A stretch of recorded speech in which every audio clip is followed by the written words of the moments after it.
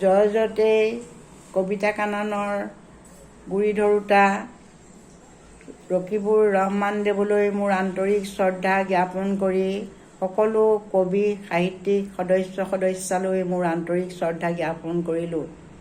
সাহিত্যৰ পথাৰখনত সোণসেৰীয়া কঠীয়া সিঁচি যি প্ৰচেষ্টা চলাইছে সেইটো যেন ভৱিষ্যতলৈও সুন্দৰকৈ আগবাঢ়ি যায়, সেয়াই মই কামনা কৰি আজি পোহৰ জোনাকী অনুষ্ঠানলৈ মই মোৰ স্বৰচিত কবিতা এটি আগবঢ়াইছোঁ।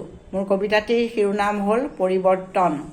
পথাৰখন শুৱনি সোণালী ধাননি, লাহেকৈ কঁকালটি লাৱনী দাৱনী আজি দেখিবলৈ নাই। আখল ঘৰ শুৱনি মাটিৰ চৌকাটি, ভাতঘৰ শুৱনি কাঠৰ পীৰাখনি ক'ত বা হেৰাই গ'ল। মজিয়া শুৱনি জীয়াৰী বোৱাৰী, ভাতৰ পাততে হাঁহিৰ খলকনি আজি সাধুকথা যেন হ'ল।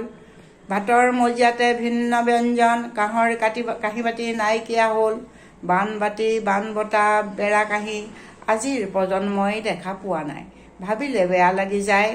মুকলি পথাৰবোৰ ঘৰেৰে ভৰিলে, চহৰ যেন লগাহে হ'ল। ইঘৰে সিঘৰক চিনিকে নাপায়, ৰহা ৰদৈ টিপামৰ ভাদৈ যেন চিনাকিহে নাই। মেটমৰা ভঁৰাল চোতালৰ মৰণা, গৰুহাল কলৈ বা গ'ল। বিনামূলীয়া চাউলেৰে পাকঘৰ শুৱনি হ'ল। আলহী অতিথি আদৰি সাদৰি আনিব নোৱাৰি।